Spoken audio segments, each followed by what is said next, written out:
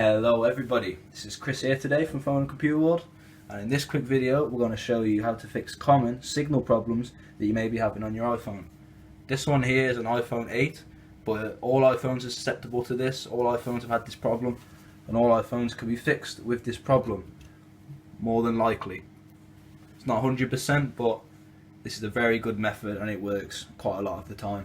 I'm going to show you here today it actually does work. So we're going to go into settings, we're going to go to general, we're going to go to reset, and on the previous video we clicked the second one, but this time we're going to click the third one, reset network settings, and your phone's going to turn off and you just have to wait for it to reset and let the factory settings come back on.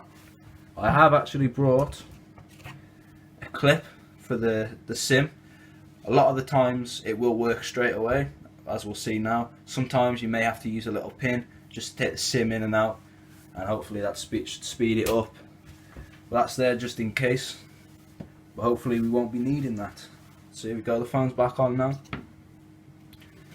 We're going to see if we can grab a signal, and there we go.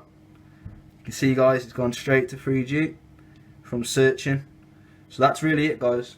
All we have to do is reset the network settings, give it a try.